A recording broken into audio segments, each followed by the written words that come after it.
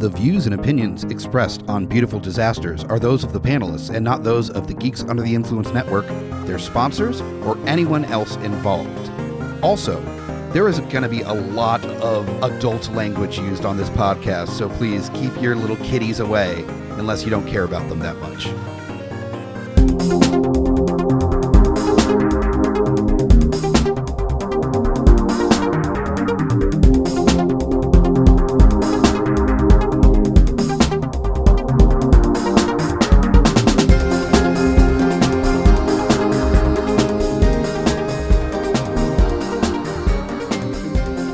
Welcome back to Beautiful Disasters.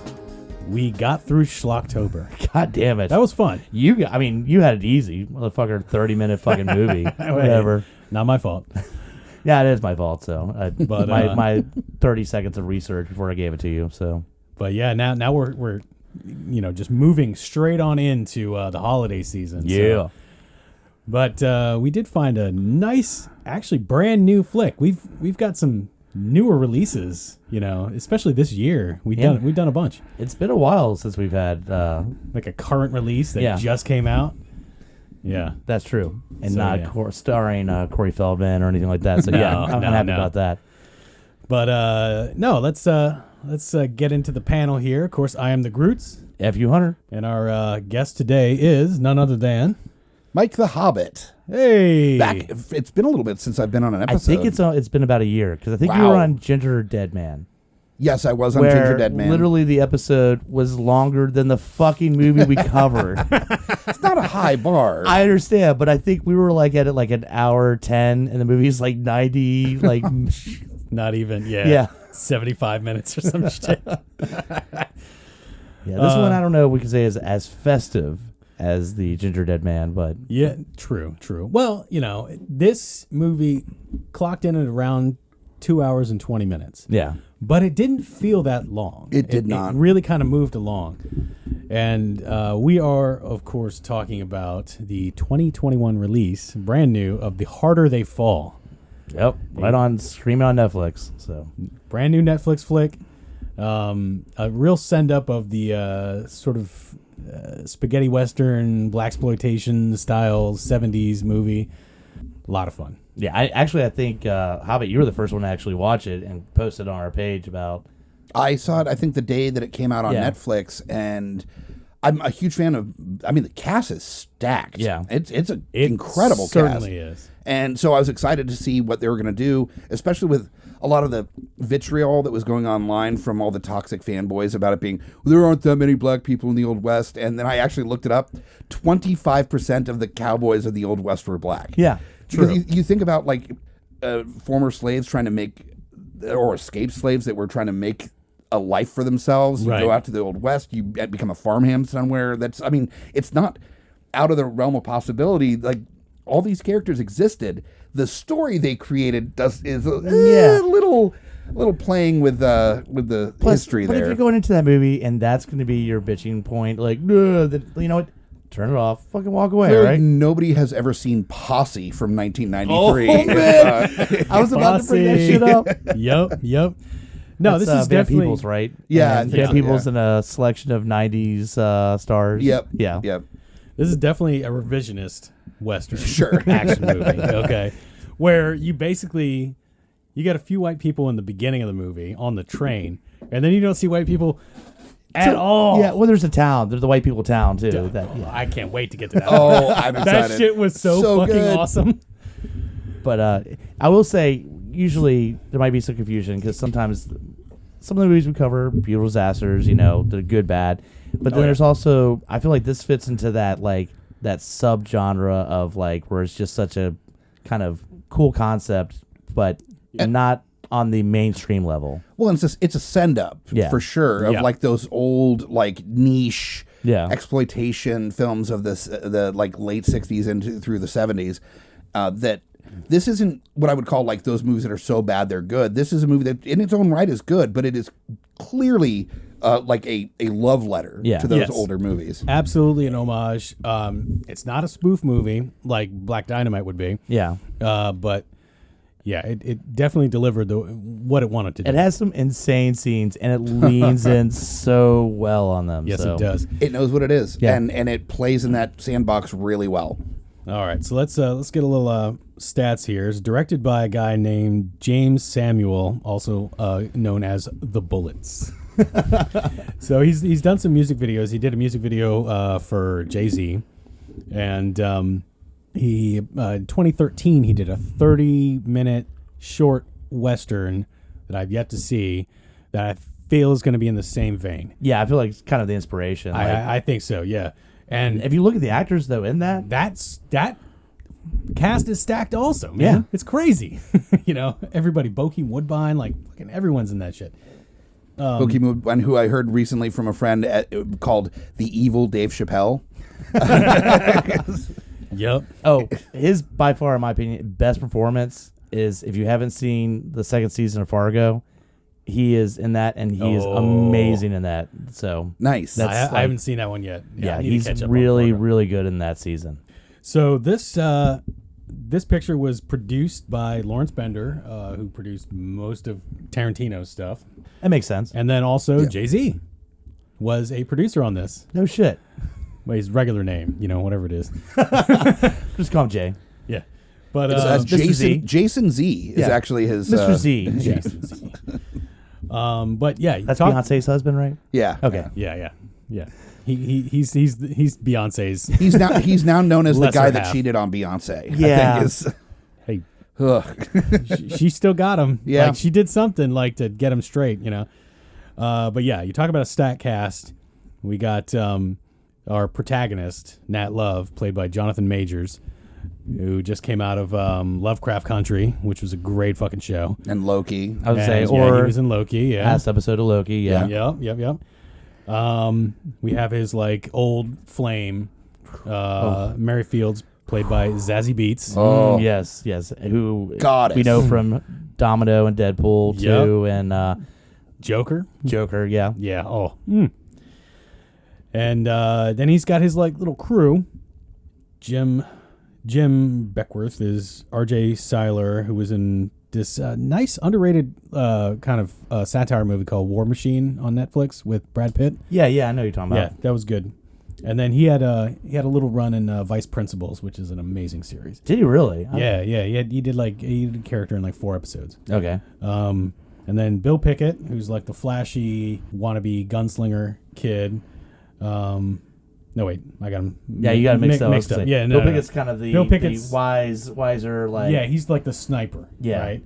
And he was in Justified. Lots of TV credits. I always just, quick reference. He was in First Class. He was the one X-Men to get killed. Darwin. Yeah, Darwin. he was Darwin. Which where his power was that nothing He can adapt to everything. anything except, I guess, energy that Yeah, makes him he's explode. a X-Men character that shows up in some of the later X-Men comics. Yeah. And they kind of like retconned him into being one of the first of the X-Men briefly. someone to Very kill, briefly, pretty much. yeah. Yeah. How do we bring him in? How do we kill somebody? We'll just bring in a character that's not really connected to the actual original First Class, and we'll just kill him, Right. whatever. But again, yeah, he's awesome in this. And that's the better part of like that gang. There is what's her name? Coffee. That's Coffee. Coffee. Yeah. Yeah. She was like the right hand to Mary, right? Yep. And surprisingly good performance. Really good muted performance, but very expressive. Didn't recognize her really from anything that I had seen before. Yeah. No. But kills it. And I love that there's this kind of unspoken, and you don't know if it's romantic or if it's just like appreciative, Yeah. almost like sibling style appreciation between her and Mary. Yeah, it's always protective a little bit. Very protective. Yeah. Yeah. And they don't really lean on where it's coming from, like what Yeah. the reason is, which I like. I like that they kept it kind of open ended. They didn't lean in too hard. Definitely like tomboyish, and they didn't go out hardcore, to say that she was Oh, she was in Watchmen. That's I was trying. Oh, to think. was she? Yeah, which makes sense. Since Yeah, all right, somebody else all right. we're going to bring up in just a minute. Yeah. In between the two gangs, we have the great Delroy Lindo as the Marshal Bass Reeves. So I good. forgot. I was like, man, I haven't seen him in anything in like years. I mean, yeah. I mean, obviously he was in Get Shorty. That was super awesome. What the hell else? Defy Bloods. That was recent. And he was in Domino. What else was he in? Yeah, Heist. That was a good movie. Underrated. I like. Heist. Fucking Heist. That's David Mamet, right? Yeah. My favorite one is Dan DeVito's. They're shot by Gene Hackman. He goes, "Don't you want to hear my last words?" And Gene Hackman pulls the shotgun and goes, "Just did." Pow. Fucking awesome. Oh my god. I was sucker for David Mamet movies. Scripts. So. Oh yeah. And then we have the antagonists, which of course is led by Idris Elba, badass the motherfucker. Man, Rufus Buck. Has such a presence. He leans. So he's just like. Like this is one of those roles that you could tell he had fun with. Oh yeah. Oh yeah. No. He got to ham it. He didn't really ham it up, but he was such a menacing motherfucker. What I feel like too. Recently, he's only been cast as. I mean, with the exception of Hobbs and Shaw. Usually the good guy, the good protagonist. Mm-hmm. So it's been a while since he's been able to play quote unquote the bad guy. So it looked like he was like. Oh yeah, this feels good. I like this shit. I would love to see the direction on set where they're just like, and okay, we're ready to shoot, and Idris is smoldering and action. Yeah. Well, I really enjoyed his turn in the Suicide Squad. Oh yeah. Oh, I mean, definitely. come on, man. Yeah. Like That's kind of a blend of. it was. Yeah. He was rough and gruff, but like still a good guy at heart. But and then his two like lieutenants, basically. Trudy Smith, played by Regina King, was fucking awesome. Phenomenal. Recently in Watchmen, also. Which I didn't realize when I was looking up her credits. She was the voice of Riley throughout the Boondocks. Really? Yeah. I Holy did not know that. I did not know that. Yeah. I was just like, holy shit. That was Riley. And fucking, I love the Boondocks, man. Oh, That's one fuck of the yes. best animated series ever to hit Adult Swim, man. And then we have Cherokee Bill. Lakeith Stanfield can do no wrong. He's amazing in this. Like, everybody does a great job, but he stands out in this fucking movie. It's rare you see an actor that's he's in his 20s still, right? Like or maybe early 30s. Yeah, he's probably early 30s, yeah. But he has such a presence about him and such a talent as an actor that he's going to be around till he's an old man. Yeah. I mean, he has that ability. He's going to be Lakeith Stanfield for a while. He has like an effortless like delivery that, I mean, even his little role in Get Out, his minor role in Knives Out, they were both great. But like, Sorry to Bother You was one of my favorite movies that year. Like, it was so bananas, and like everything that happened in that movie. Watch that movie. Watch that movie. It's fucking bonkers. It's How so did we crazy. not cover that here? It's so I out don't know, there, man. I was so over the moon by that. That's basically the major cast, right there. But shall we get into the actual story? Let's do it. All right. So I guess we open with like a scene that takes place in the past. You have a mother and a father and a young boy. These like sort of villains roll in, murder mom and dad. But it's also that the introduction. It was like every Western trope where the door opens and like you just hear the footsteps and like the dad makes eye contact. It was like, oh fuck, and he's already pleading and like that you fucked up, dude. Yeah. Yep. And just let the kid and wife go. Like all instantly, like the guy has. I don't think he even said anything. No. He doesn't say a fucking word. No. The dad's just pleading with him. That's how badass he is. And I recognize and all that you see actor. is the I forget his name, but like the two gold guns popped out, and I'm just like, every fucking amazing Western trope is just in the first 2 minutes. Like, here you go. All right, bang dead, and the kid gets a cross. He's spared, but he gets a cross cut into his forehead. We see the henchman with the scorpion tattoo. Holding the kid down. The scorpion hand tattoo. Yeah, and then you see razor blade to the forehead, and then it says a time later. I love that. Time. Yeah, there's like, we're not giving you any actual year reference, but some time later. I think they say some time later that it's like it was like 20 years. Yeah, but I like that. It was just like, time has passed. We don't need to tell you how much. That just means that the scriptwriters and the director, they were like, we're not trying to make this time appropriate. Like we're going to be all over the place. Well, it's in the West. It also, I think, is to set up for the reveal at the very end. Yeah. So. Yep. So then we have current day whenever the rest of the story happens. And I want to say, the next scene is that when Nat finds Cortez? He's at the church. Yeah. Fucking Cortez comes in, and he's and again. This is all the first 5 minutes just a setup.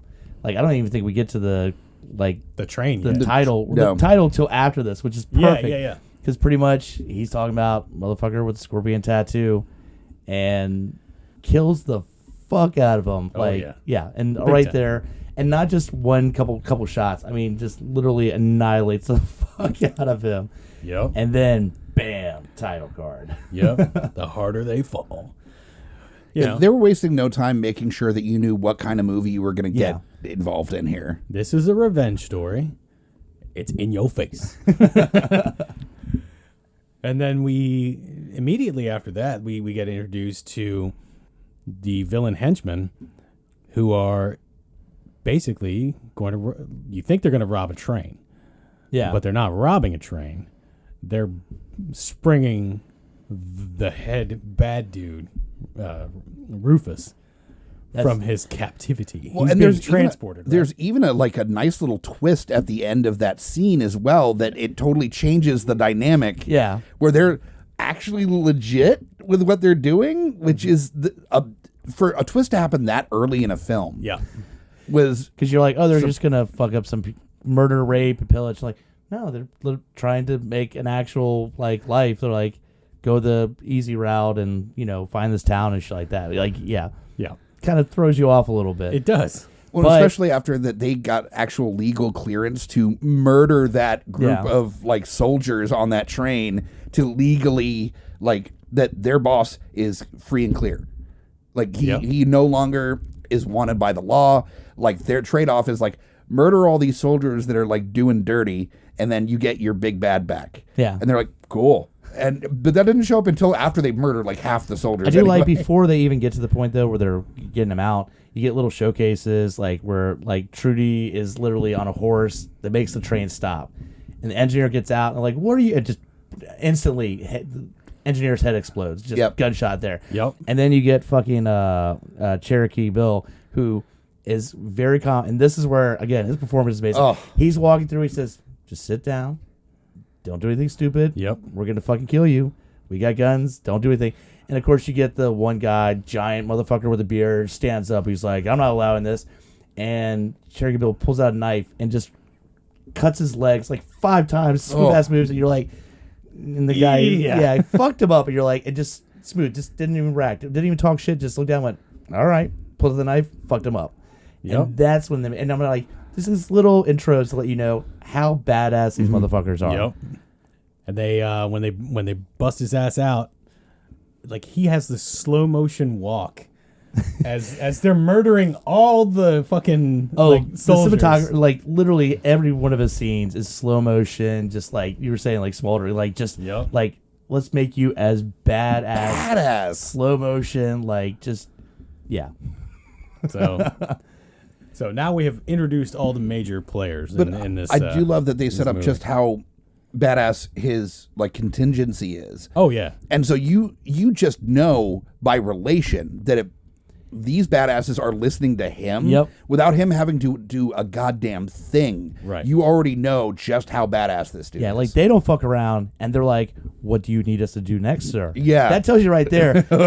He's got a whole bag full of fucked up shit he can do. Oh yeah, no. Idris Elba, he owns every scene. Yeah. I mean, he just does that. But then we find out, I guess, he had been collecting money, and this is where we get our main protagonist. Who Right. So apparently he had $25,000 that he was transporting back to this town that he intended to go back to run, when he got sprung.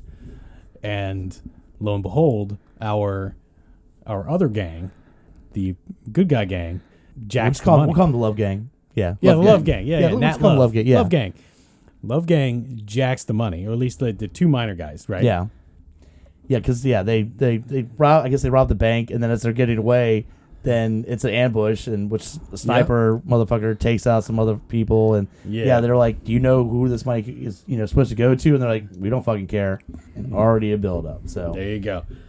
And that money was meant to build back up his empire in Redwood, which is his town. Like Rufus Black's town is like a all black town that he used to run, and he left a lieutenant in charge of it. Wiley, right? Oh, we'll get to him. Real quick, I do want to throw out there, they do leave one of the Red Hood gang. Yep. Right. We've had to bring him up. Fucking Damon Wayans Jr. Damon Wayans Jr. Holy shit. That one caught me off guard a little bit. Yeah. Because he's talking before they took that, and I was like, is that... I recognize the voice. Yeah. And then, and that's where you get pretty much kind of our main introduction to... I didn't even catch that that's who it was. Yeah. They loved pretty much coming in and just telling them, like, look, we're keeping the money. Go fuck off. I'm going to let I'll let you live. Just pass the word. Yeah. Like, as Westerns have a tendency to do. Like, I'm not going to kill you, but let them know I'm coming for them. Yep. And hell's coming with me. Exactly.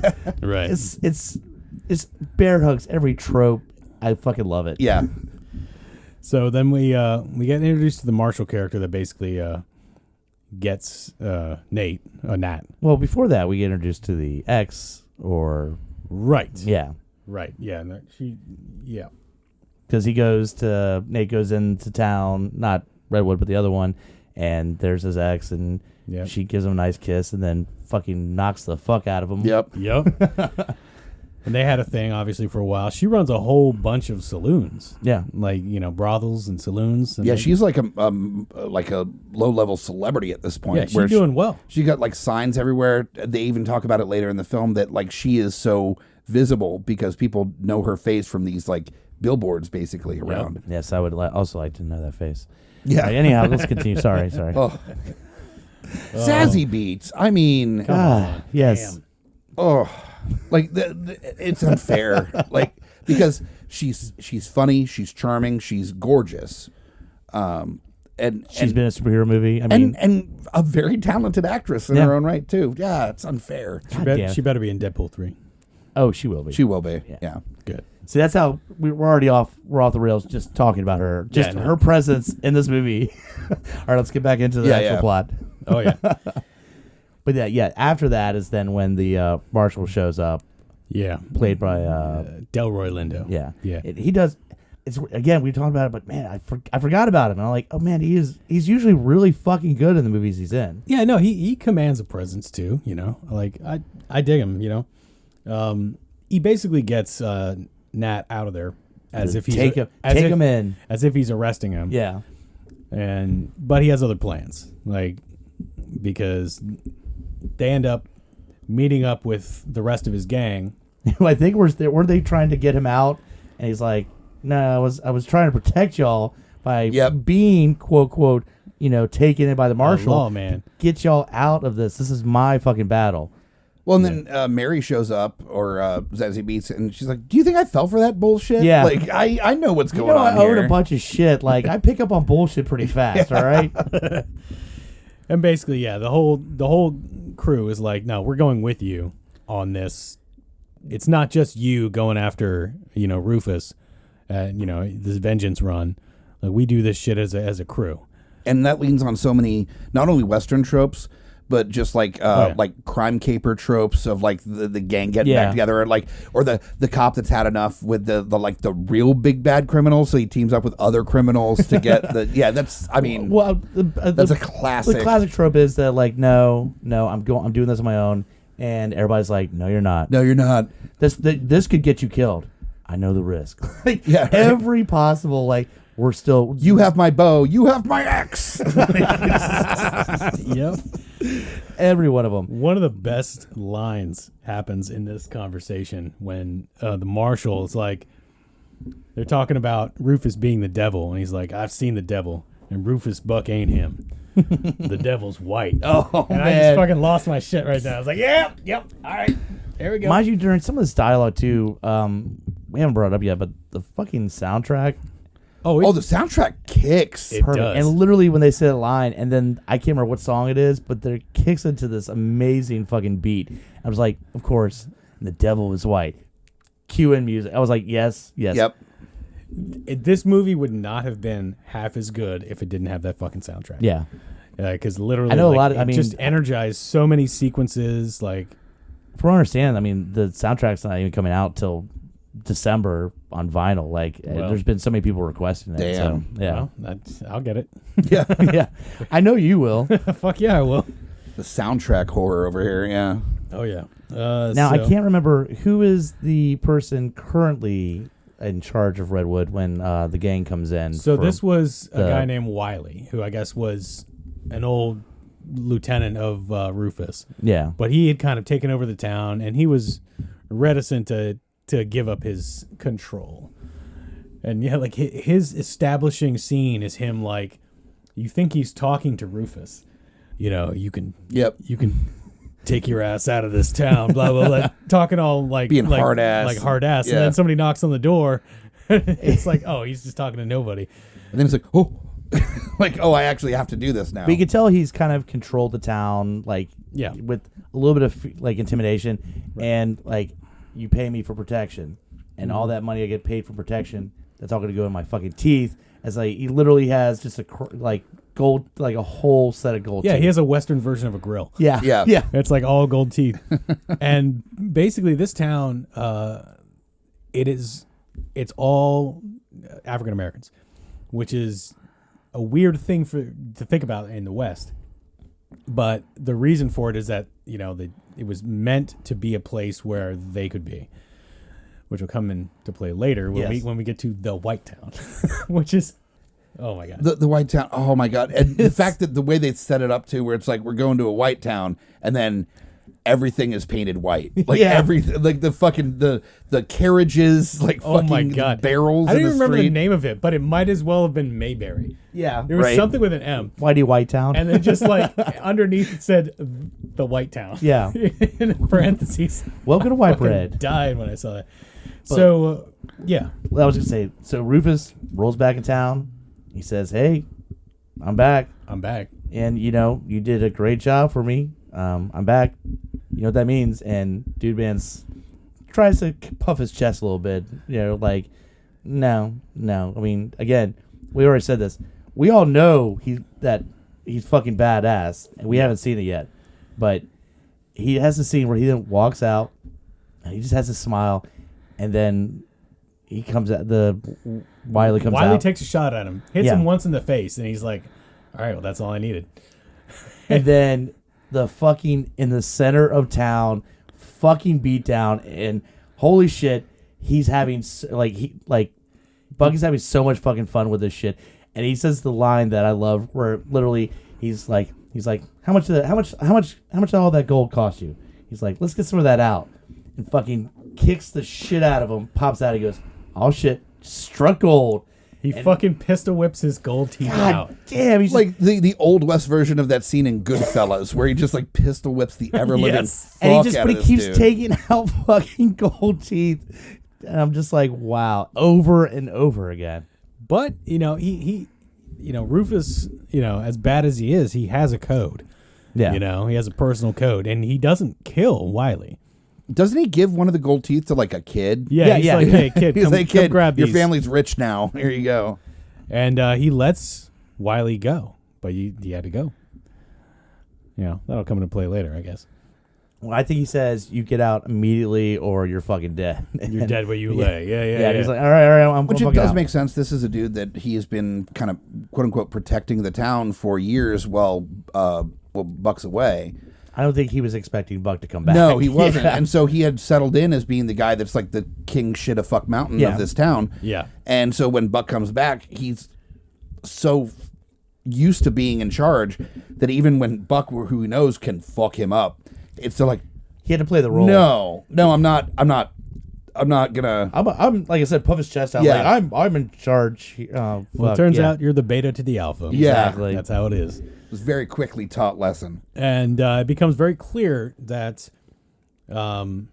Rufus takes control and basically lets everyone know that he's going to run this town. Everyone's going to have protection, have a good life, but they need to get all their money together and give it to him.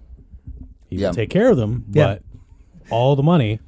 One guy stands up and he just fucking murders that dude. Yeah, he does. Straight up, just like, what's your name? James. Bam. Rest in peace, James. I was like, fuck yeah. Fucking awesome. Anybody else? Nobody? Okay, yeah. And that's how you control a town. Just all right, like, first guy down, and everybody else just gonna shut the fuck up. Yeah, Here's all my you money. and your loved ones will burn if you don't fucking comply. And there's a way he says it where, like, as he's telling people this, just like, I'm telling the truth. Like, don't fucking test me. Yeah. Yeah. So he's got Redwood. That's his town again. Like right then. It's like, and of course he's getting this money because he lost that $25,000 that was stolen by the other guys. The Love Gang. Which at this point he doesn't know that it's the Love Gang that stole it, right? He just knows that his guys got robbed, raided. Yeah. But Except he got to make that money. Damon Wayans Jr. fucking makes it back to him. Yep. Damon Wayans Jr. I know he has a character name. I'm just gonna keep calling him. Yeah, that's Damon fine. Wayans Jr. That's fine. Yeah. So yeah. I gotta say that's the one character that kind of took me out a little bit because yeah. it's Damon Wayans Jr. and he's doing full Damon Wayans Jr. So he's just like, man, I don't. He's got his dad's voice already. Yeah. And if you watched enough of either, God damn it, what's the In Living Color? Well, I'm not even the sitcoms. He was in a couple different ones. Well, Junior was in Happy Endings was one. Yeah, Happy Endings, and then there was another one too. Yeah. It was Zoe Deschanel that I'm drawing blank on. The new girl, right? Yeah. Okay. Which I didn't watch that much of that, but I've seen him in enough other things. Other guys, he's the other cop. Oh, right. But yeah, he's definitely the only person that is a little distracting. Yep. That's not to say he did a bad job. It's just that like all the other characters were able to kind of like morph into their personas, whereas he was still kind of him. He's good with comedy, not so much being a badass. And this was definitely funny as shit. This movie is funny, but it's a action western with some funny elements, whereas he is funny, and that's the first part. Yep. So yeah, the Love Gang meets up with a busted ass face Wiley on the road. Yeah, he gives them a little bit of information, and he'll come back into play a little later. But they basically get to the town, and they're off on the ridge outside of it. Like, all right, what the fuck are we gonna do? I still don't understand the plan, which is Mary's like it's a bad plan. It's a terrible plan. It's like, well, they know any of us show up there. I think the point she makes is like, any of you show up there, they'll know what you're up to. I can go out there and scout, and it's the literally dumbest plan ever. Yeah. Well, because she rolls up, and obviously she runs into fucking, what's her name, Trudy first or whatever. Yeah. And there's already bad blood between them. They're talking mad shit to each other. I mean, she literally rolls into town and just gets a bunch of guns pointed at her. Yeah. So she rolls into the freaking saloon, which had a crazy, like, half-naked Smurf lady dancing. What the fuck was that shit?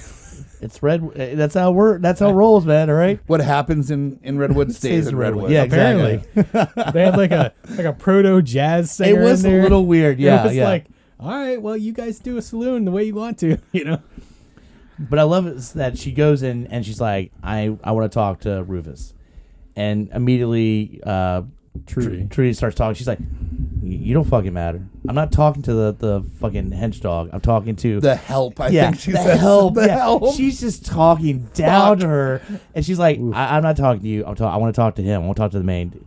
But it's so transparent because she's so connected with Nate that he goes, what do you think? Is it Nat or Nate? Nat or Nate? Nat Love. Right? Nat Love, yeah. Yeah. Sorry, Nat. Yeah. But she's already connected so much to that he's just like, are you fucking stupid?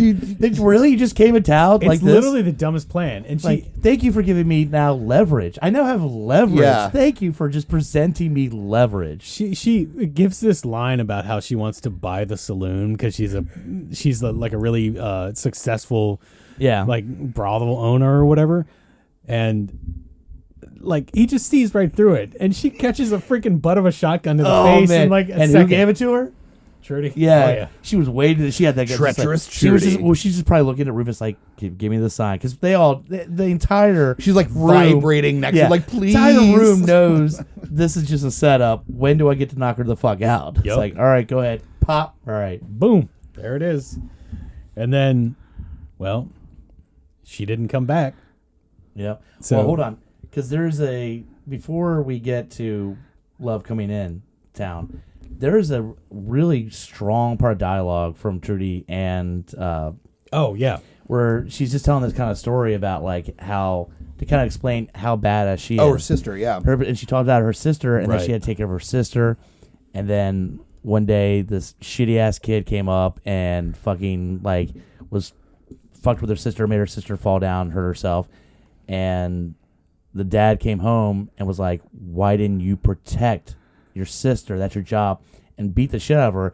And then went over to, which is still pretty hardcore, over to the kid's house who had made her sister have the accident Right.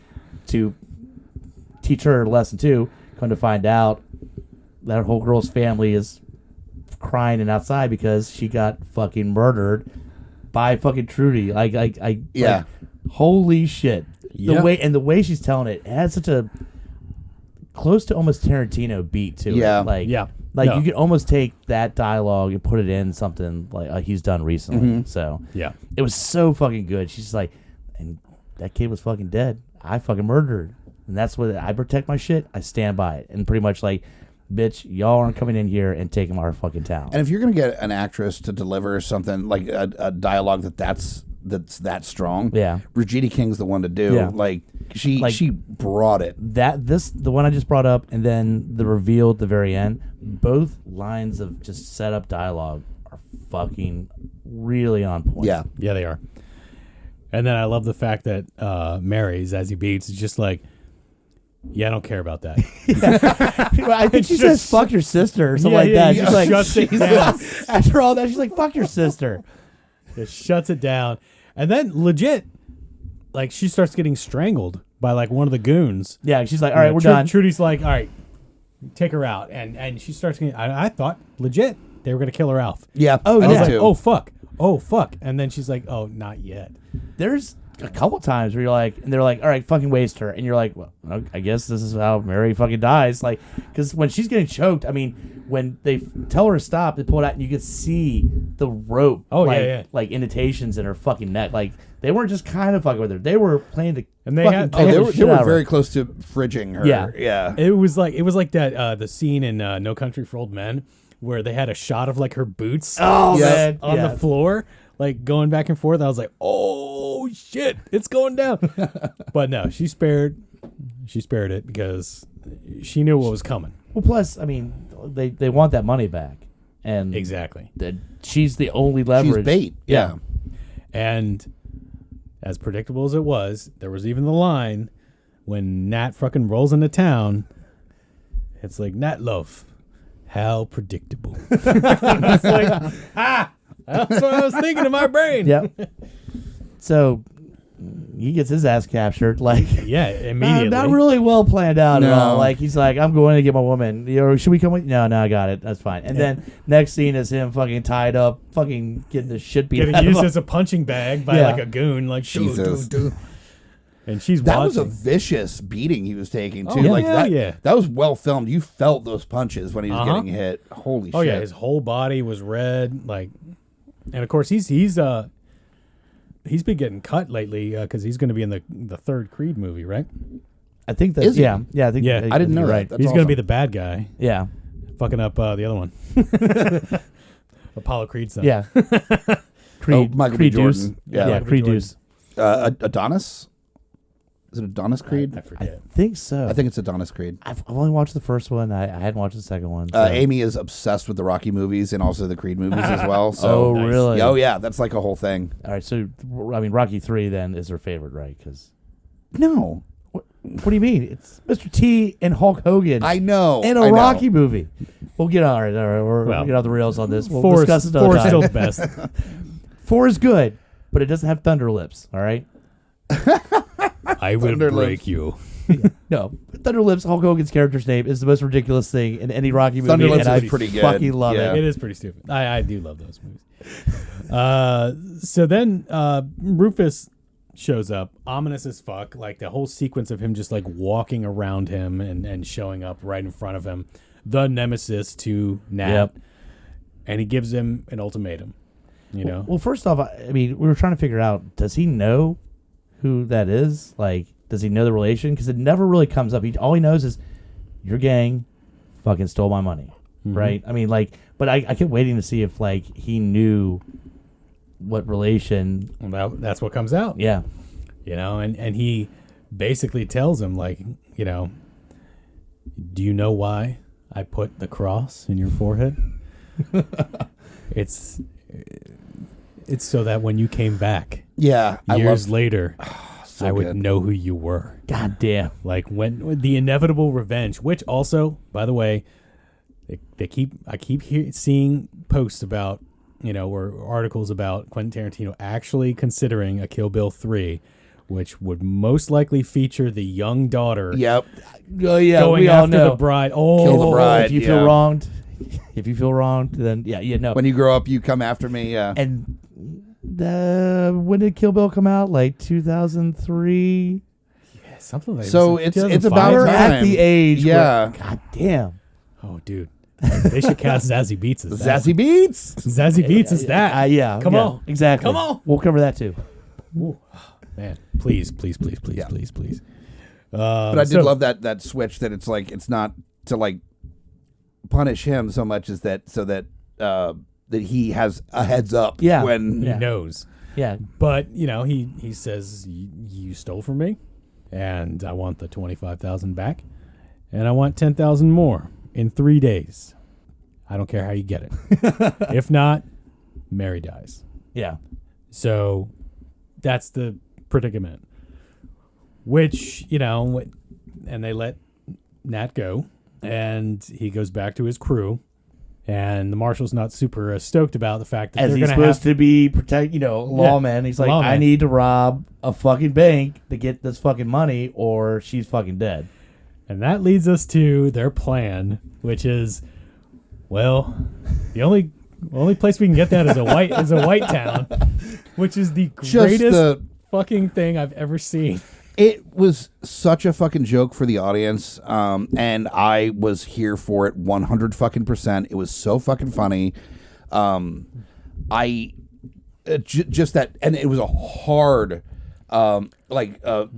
fade into White Town, where it's like going to White Town, boom, White Town, and literally White Town. Yeah. Because the entire town is painted white, and like even all the signs. I went back and watched it a few times. All the signs are like ivory, and like all the every sign is just like white. Something white. I love it white. so much. Man. It was such a fun, And it's just smart little. The color palette is all bleached out, and it's the whitest white people you could ever imagine.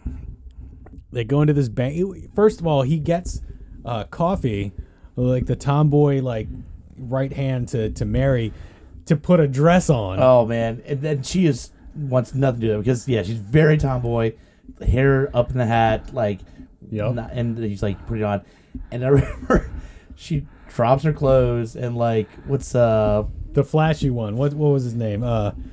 Jim. Yeah. Like the gunslinger kid. He's like, oh shit. yeah. Oh, it was like I thought I was like falling for a dude. Like none of you had that. And nobody says anything, which is great. Cause like y'all knew, right? Y'all knew. No, oh, it's just me, like feeling very awkward. So funny. Oh, he had some good lines. He was the eager gunslinger, that really wanted to like. Well, and they set up prove like himself, that he has heard that Cherokee Bill is the fastest gun. So his whole thing is that, look, I'm going with you, but when he's there, I'm gonna have my moment, Right. which we will get into later. Oh, brilliant. So they're gonna rob a bank in White Town. Yep. Which, whatever the fuck it was called again, it still had in parentheses a White Town. Yeah. Under the name of the town, which is Mayflower, or Mayberry, or some bullshit. Yeah. It's It's like whatever holy you want shit. to call it. Yeah. So they roll into this bank, and it's like everything's white. All the people are super white, pale. think it's Pastyberg. I think is what Pastyberg is the yeah. And we got Coffee walks up in her big red dress, and she's up not to the window. nearly as confident because she's wearing a dress. Right there, she feels awkward as shit. Oh yeah, she looks very like timid, and she comes up. Can I get I want to withdraw, and like the teller is so fucking shitty, just racist. Starts racist. She's laughing. Laughs in her what do you face. want? What do you want? And you're like, you have to have an account, darling. Yeah. Just very condescending and shitty.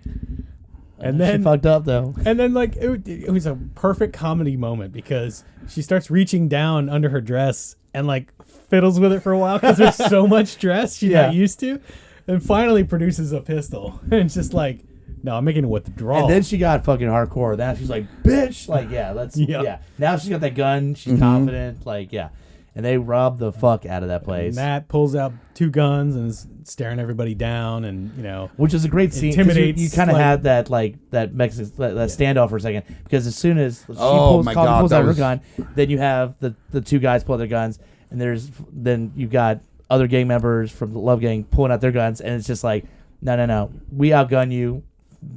Like we'll fucking kill the shit out of you. That moment where there's the white dude with the gun, where he talks him down from pointing his gun, being like, like you're nervous. Yeah. Which means you're gonna pause. I'm not nervous. Yeah. Which means you're gonna die. So you got to make your choice now. Do you want to like stand up and be a hero and die, or do you just gotta? And instead, like people have this misnomer or this misunderstanding that robbing banks is hard. Robbing banks is easy. Doing it without killing folk is where it's hard. Mwah! Exactly. Chef's kiss. that was a great fucking scene. Great. Talks the dude down. They fucking roll out. Obviously, like the town is alerted, and the law people start coming out and shooting at them, and they've got cover. They get the fuck away. Perfect job. Yep. So they got the money. They're ready to go back and do the deal, but they meet up with Wiley, who got a bunch of stash. He said Rufus had hidden weapons and dynamite and all kinds of stuff. A lot of dynamite. The place, yeah. A lot of dynamite. All over the place in little hidey holes and like a wagon full of like just badass shit. So they're ready. And now it's time. It's time to do the deal. We're going into that The big final showdown. Big showdown. And already at this point, we've seen great shootouts. We've seen great like stand down moments, great dialogue. There was never a point where I felt that it like slowed down or just kind of felt like filler moments in it. There was as really good as they're pacing. going to town. I had that Tombstone moment. Yeah. Where you're like, all right, Here we go. We're now matching up certain characters from certain gangs with other characters from other gangs. Like all that setup that you have at Tombstone is happening in this movie. I was like, fuck yes. That or like the end of Silverado or Yeah, some shit yeah. like that. Yeah. Where they're like rolling in and they've got a wagon. They're all rolling into town. And you're trying to figure out how, like, this is an entire town of people that are against them. Like, how are they going to get the upper hand here? Yeah. Which means hijinks. Like, there's no way there's not going to be fucking hijinks happening. There's going to be some wackety schmackety shit that happens. And just like, And I want to say, I think it was Nat, came face to face with Cherokee Bill, and he was like, "All right, walk with me," as they walk away from the wagon that they set, like on the side of the street. And the big dude who I think had used Nat as a punching bag was the one near it. Of course, that fucking thing explodes. Yeah. Blew his fucking arm clear off. oh And yeah. I love that because his arm's just sitting in the middle of the street, just like. And it's like, boom, that shit happens. It gets a little tense, but like, they're like, all right, so we're serious. Here's how it's going to go. They had a second wagon. There's all the money. However, we're going to blow that shit up if you don't deliver our girl. Right? That was basically the plan. Yeah, and the plan's working out. I mean, like, they bring her out. Like, it's set up. Yeah, and then, what the fuck's his name? Oh, the fucking gunslinger kid. It's like, hold on. I know everybody came here with their own agenda. My agenda is that motherfucker, Cherokee Bill, we are going to have a draw, all right? It's going to fucking happen. Because, again, the plan's worked out. Like, pretty much the exchange is about to fucking happen. It's always the try-hard that fucks shit up. Exactly. Yeah. But he's just like, no. Before we fucking walk away from this, this is my opportunity. I want that fucking opportunity with Cherokee Bill. And Lakeith Stanfield, Cherokee Bill was like, you don't want to do this. Yeah. And he's trying to talk him down from it. But, like, he's like, okay, well, then make a count. Yep. Count down. And he starts... And he's Jim is fiddling just like, his gun. He's got the one bullet. He's like dropped all the bullets out, put the one bullet in. Like the bullet that has his name on it. Yeah, it has his name on it. It sets you up. Oh yeah, and he's just like, all right. And he's like super slow, like 5, 4 as he's fiddling with the gun. Gets down to 3 and gets shot in the face. Yep. I was like, I knew it. I knew that was gonna come. And then it cuts back to fucking Cherokee Bill, and he's just like, everybody always wants to count so goddamn slow, or like something like that. Now, if there's any trope that comes from both westerns and exploitation films and crime capers, there's one thing that is tried and true that is used in almost every single one of them, is that you are rooting for the bad guys to a degree, but there's little things they do that informs you that they're bad. Like they don't play fair. They don't have the morality that the other people do. Correct. And that's that moment where Lakeith Stanfield is like, oh no, I don't play by the rules. I've lived for this long. Yeah, like, what did you think? Exactly. I mean, like, I'm part of a gang. Which then sets you up where like, oh, okay, cool. So like, even though he's an amazing character, like he has to die. Yeah, because he doesn't have honor. Yeah. Well, they brought it up early on. He's like, the only way you win is you shoot a motherfucker in their back. Like that's how you do. And then you get to, is it right after that where he pulls the gun on goddamn it, on Love, I believe. Yeah, Nat. Yeah. He pulls the gun, and then right behind him is and that was an amazing shot because it's like behind, unless that happened beforehand, but it's still like it's where the standoff turns into utter chaos. Yeah. Which we will right then and there, as soon as he gets shot in the face, all fucking hell breaks loose. Yep. And it's all set up because you got Pickett like at the sniper range and shit. Yeah, he's sniping motherfuckers. Everyone's shooting at everybody. And what do we got? We got Mary and Trudy on the other end of the thoroughfare. Yeah, and they Coffee pulls out 2 guns and shoots the 2 guys on either side of Mary. That's right. And then in the chaos, she grabs a gun off one of the dead bodies, and she and Trudy are shooting at each other. They don't hit anything, and then they run off after each other, and we get the best fucking fight of the movie. Going throughout the town, beating the shit out of each other. They end up in this I guess barn or whatever. Well, like it's got like fabrics and stuff in there, but then they get to another part where there's like dead like skinned cows or something, right? Yeah, it's a big ass barn, and they just fight with everything they can get their hands on, which is so fucking badass. There's a point where like there's like a horseshoe that gets thrown like a knife. Yeah. Oh my god, that was the best when it stuck into the wood. And she does the thing where she turns and sees like that how close it was. Yeah, where like even her is just like, oh shit, like that was impressive. Fucking Trudy has a fucking switchblade on a chain. She's like it's fucking amazing. There's a pitchfork involved. It's a fucking brutal ass fight. It goes on and like for I was saying, 5 minutes. This is where you get like matching up gang member versus gang member. Oh, yeah. Mm-hmm. And I love that throughout this movie, it's as we've talked about, you're setting up who's each other's like mirror image in the gang. You know, you've got Trudy and Zazie Beetz, or Mary and then you've got the gunslingers. Like everybody's got their equal. Yeah, and the only 2 people that have not really had a chance to have that standoff at this point is Nat and Buck. And Buck. Yeah. But I like how we get to Pickett. Like he took out a bunch of motherfuckers, and actually, before I get into that, we get to Wiley coming back. Yes, and he's like, "All right, I'm just gonna come back, take revenge, take back over what was mine." So he makes it back into the house where Buck is. And he's got dynamite. Yeah, and he's fucking shooting motherfuckers. And he's like, I'm going to take back this house. He's got the dynamite. Fucking Buck was like, all right. And just shoots him right in the fucking dynamite. It just fucking explodes. Blows his ass up. God he did throw one stick of dynamite at some of the goons and like blew them up. But that's what I'm saying. So he took out a few people, and then no, Yep. he blew the fuck up. And the sniper guy, what's his nuts? Bill Pickett. Yeah. He was the one that shot the dynamite where the money was, right? Yep. Sure. Yep. Oh, that's right. Yeah, we didn't bring that up. Blew the money up. Yeah. So fuck your money too, bitches. Money is just showering down. Yeah, it's all on fire. Yeah, fucking. Which it is something we missed, that the initial explosion of the first carriage, part of the reason for that was to get all of the town folk to leave the area. Yeah. So that there weren't innocent people involved. And we're they just trying even to said kill is like, now it's just you and us. Yeah, we're just trying to kill the Buck gang. That's all we fucking care about. That's right.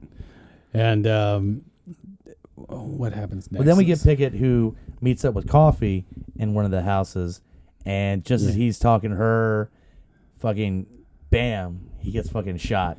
By who? Fucking cheaty ass fucking Cherokee Bill, who fucking shot him in the back. Like shot him in the back. Cheating motherfucker. And one more time in the front. Yeah.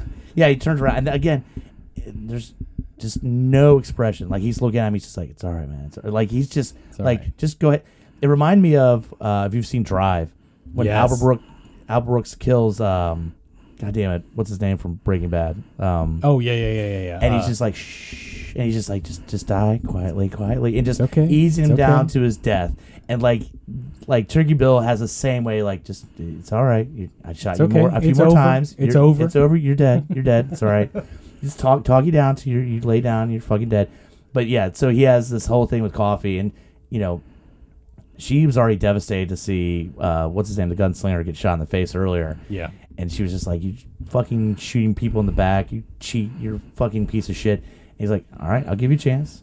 All right, Yeah, it brings down like, what are you if you can't shoot people in the back or like or shoot people before the count? Yeah, like fully be like, yeah, are you actually a gunslinger or are you just a piece of shit? But he's like, I'll give you a chance, because he's like, you know what, I'll draw fat, and nope, she won it. She gets it right in the neck, which was good, and then even says like, he was faster. Yeah, fuck yeah, and he had a great death where he's holding his neck and he walks out into the street and he kind of falls over and it just blood just spraying. Yeah.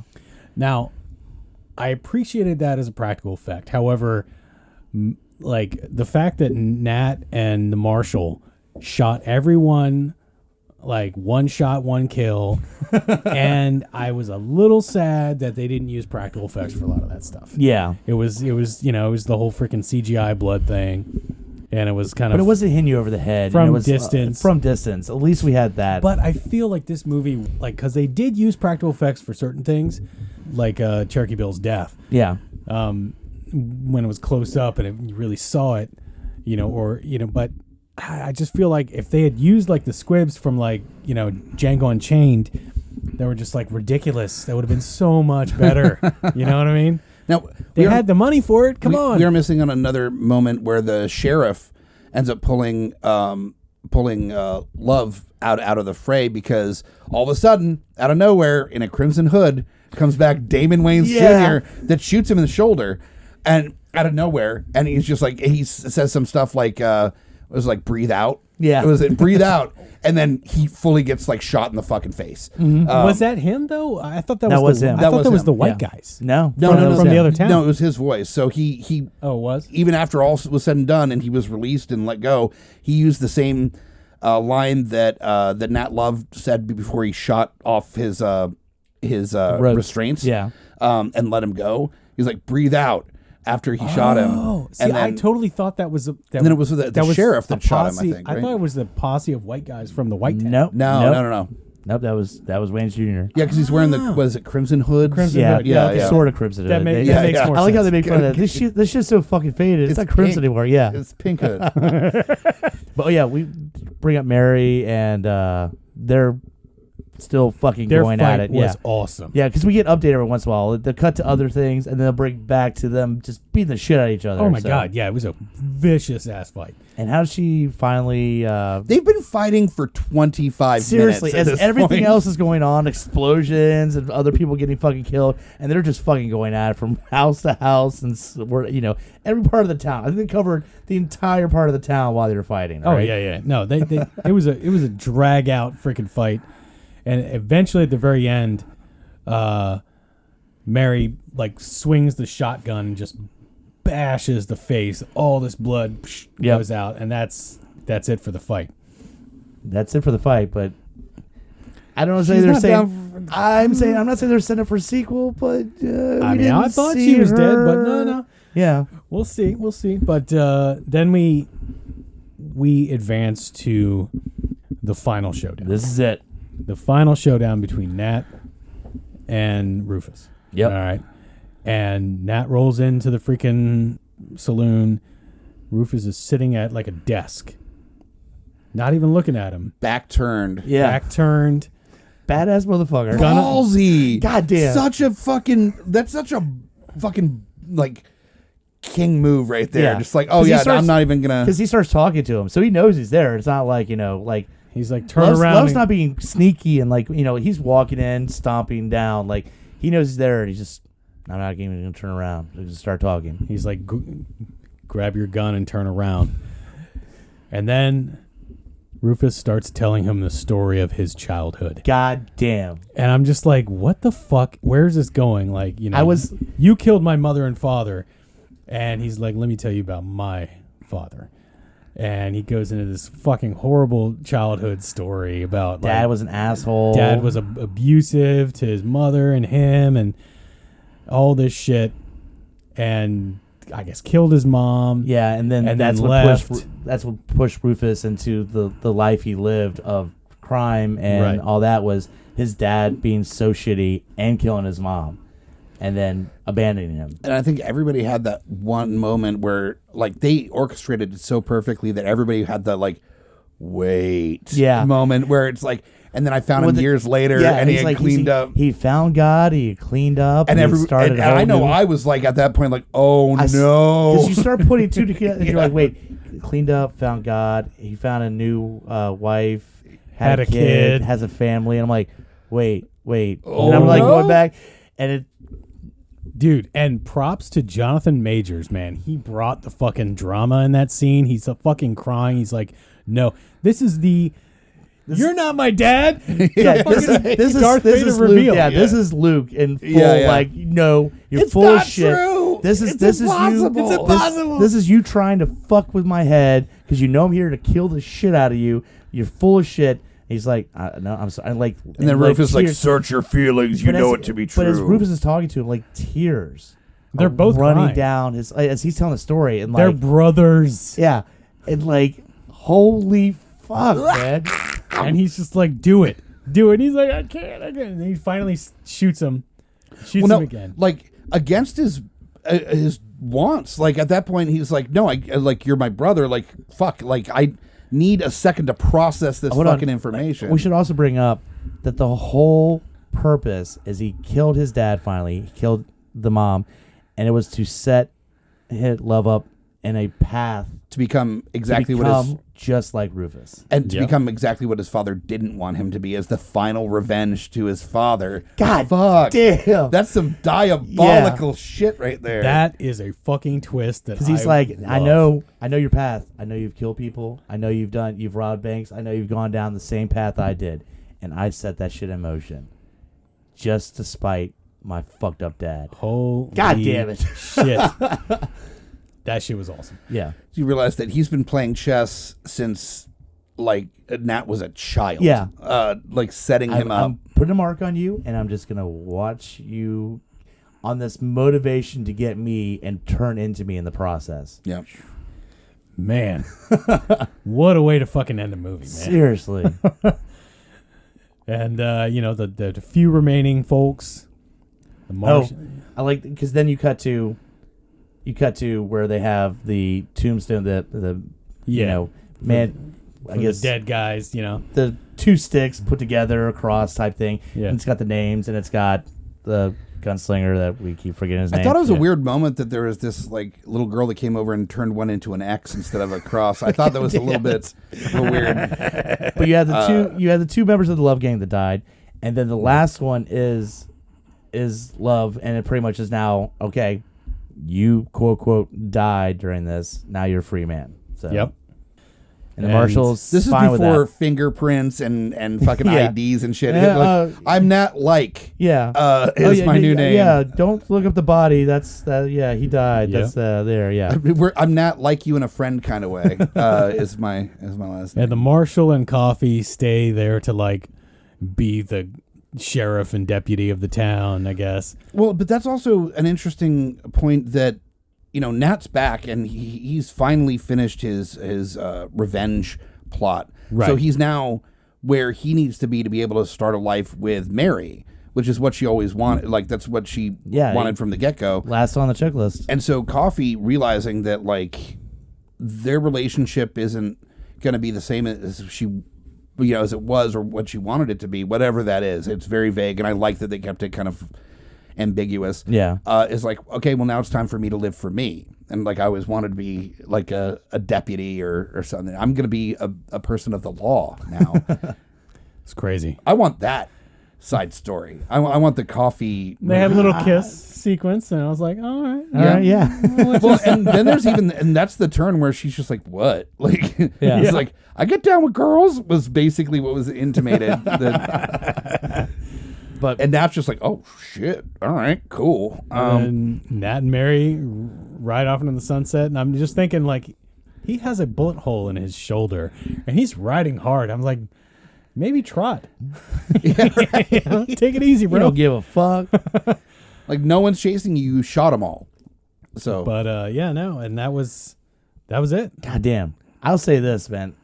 It's a big risk watching Netflix movies like that are sure. Netflix exclusive. I've seen a couple I really enjoyed. I've seen a lot of shit movies, and this was a pleasant surprise. It was, yeah. Yeah, it was way better than Army of the Dead. Let's just put that out. when I just recently watched Red Notice, which I like all the cast in it, and it's fine. Actually, I've been telling people when they've brought up Red Notice, don't watch that. Watch the movie we just covered because you're going to have a fucking great time. And from what I've heard, Red Notice is a very disappointing movie. Yeah, it's whatever. Like, they have such a great cast. I like all the actors and actresses in it. Right.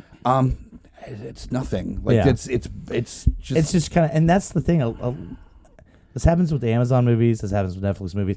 Is that the premise is all right, but they're just kind of basic movies. Yeah. And that's what makes this movie stand out more than Red another Notice seemed like The Rock and Ryan Reynolds wanted to do a movie together after he was in Hobbs and Shaw. Yeah. And they're like, I don't know, let's do, maybe like a Hobbs and Shaw thing. Yeah. And they just did like a knockoff Hobbs and Shaw movie. And Ryan Reynolds just came off of, what was that Michael Bay one? Like Underground 6 or whatever the fuck it was. 5 Underground or 6 Underground? 6 Underground, yeah, 6 Underground. Is that another Netflix movie? Yeah. Another Netflix movie, yeah. It was just a big, like, explodey, car chasey movie. It was like... It was still a Michael Bay movie, okay. Yeah. It was a Michael Bay movie. With a bunch of really forced dialogue and what was the one with like Jax from freaking Sons of Anarchy, and it had Ben Affleck and it had Oscar Isaac, and there were a bunch of like mercenaries. Isn't that the same movie you just said?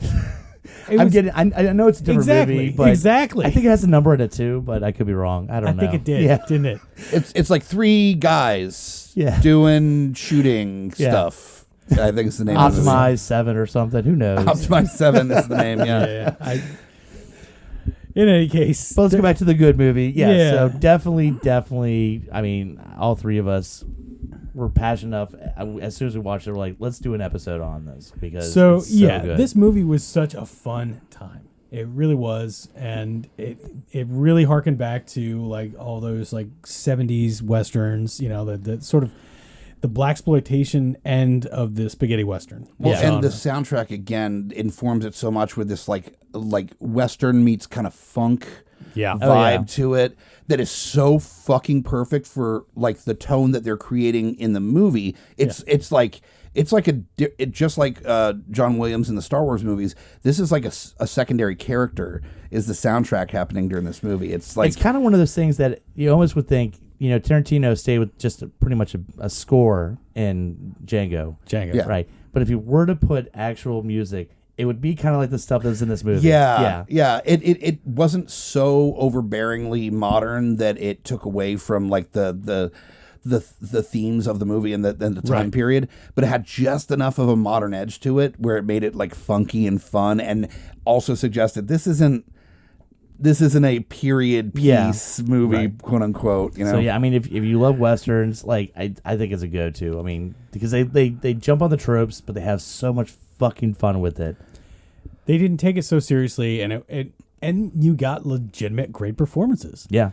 Like Jonathan Majors brought it. Oh yeah, freaking Lakeith Stanfield and Idris Elba, like Regina King, like they all brought it. It was good. Then our woman that makes us stumble over our words, Sassy Beats. Oh yes. Oh yeah. But I look at this movie and then I think about the remake of Magnificent Seven that came out a couple years ago. Oh, I never saw that. It's fine, but like if you really want to watch Magnificent Seven, just go see the original version. It still holds up. Yeah. This one is trying to be stylized in a way that it just takes away from it, in my opinion. Yeah. This is a stylized Western. The Harder They Fall is super stylized, but it knows how to wink at that too. Yeah. It's not trying to be serious with it. See, I never saw Magnificent Seven, but it always looked to me like it's like, all right, we got all the star power, and now just let's make a script that fits this. Like, that was their top concern. Let's make, a remake that's like Ocean's 11. It's like, come on, man. Yeah. So I mean, overall, I had a blast with this movie. Yep. So fucking good. So I think if you like,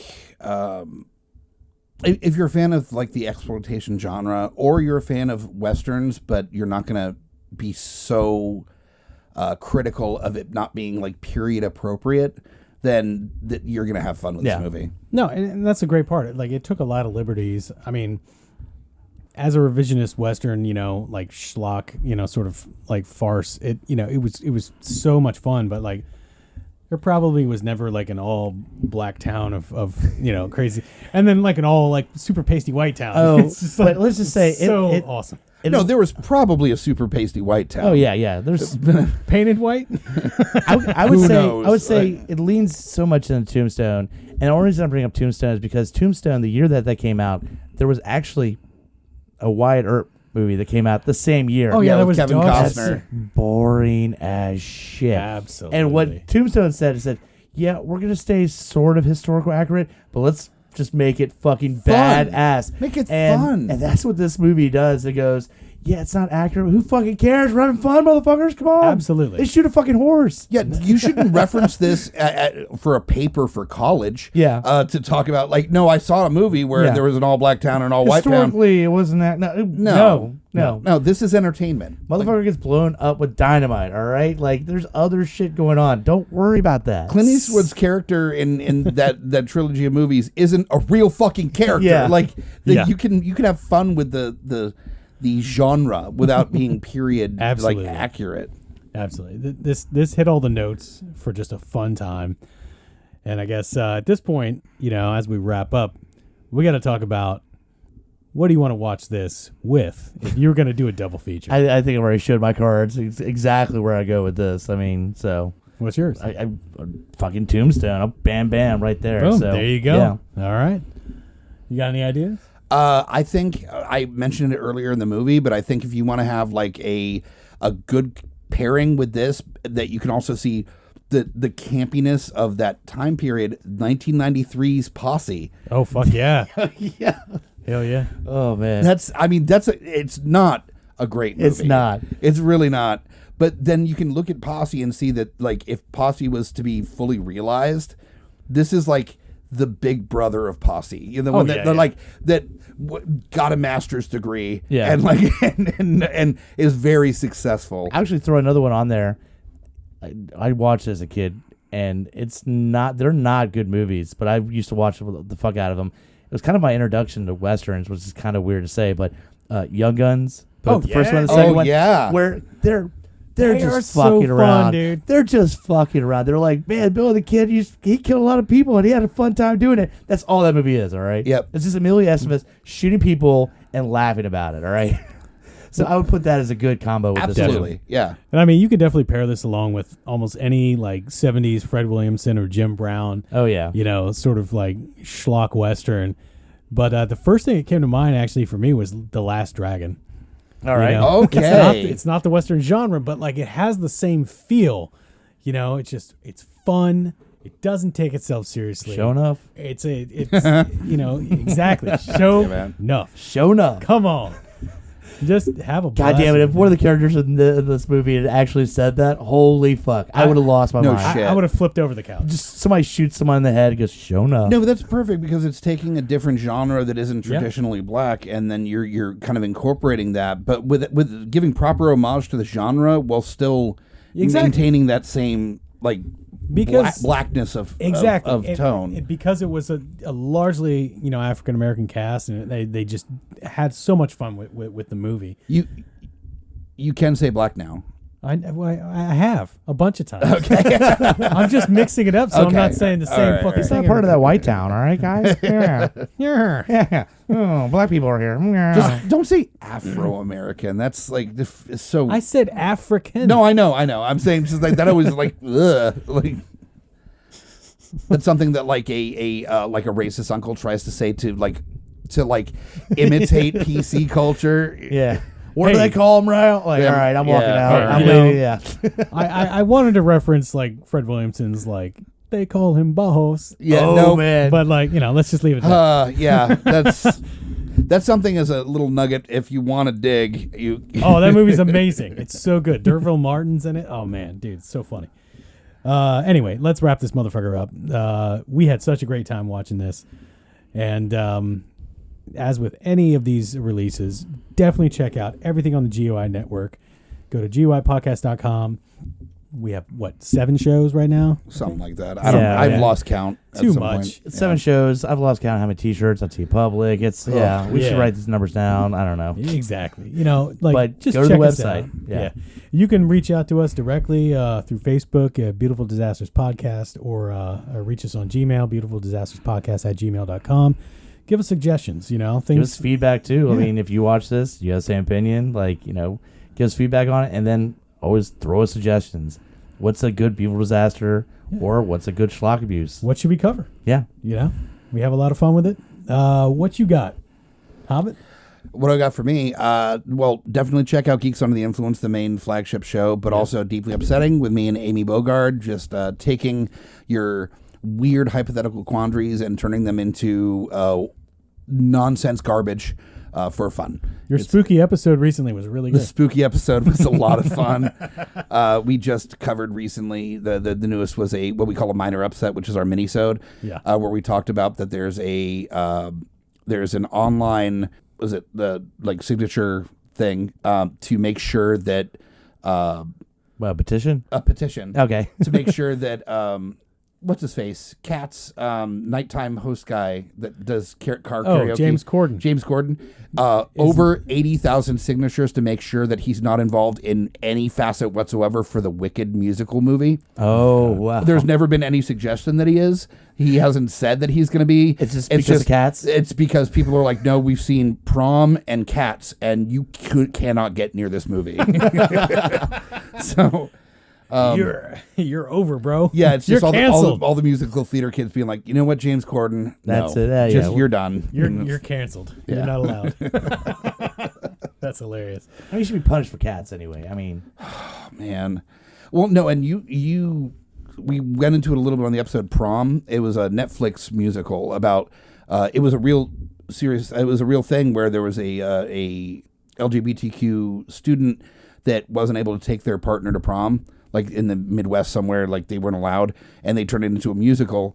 And James Corden plays like a gay Broadway guy because I guess they couldn't find an actual gay person in the musical theater community. So he's doing everything of every stereotype of like, hey, just fully gaying it up so unfortunately bad. So Patton Oswalt would have a heyday with it. Oh man. because he's brought that up in his stand-up about that level of like God. overdoing it. It's. I mean, and James Corden came from musical theater, so like.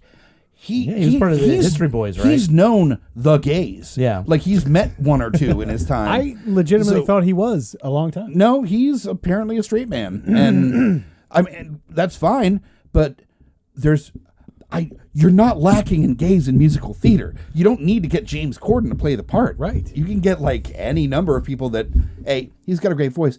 Not that great a voice. You can get somebody that... listen to the episode. There you had a preview. A preview of... also, yeah, of course, we are going to be doing events, hopefully a little bit more. This will probably release after our VA Comic Con experience, but we got like buttons and koozies and hats all exclusive to live events. So just follow GUIPodcast.com and our social media to stay up on all the cool shit we're doing. We have a good time. Yeah. Yeah. This shit's a blast. Yeah. Like, it's so dumb and fun. We just have fun, and that's what it's all about. So thank you guys so much for listening. I've been the Grutz. F.U. Hunter. Mike the Hobbit. Thank you.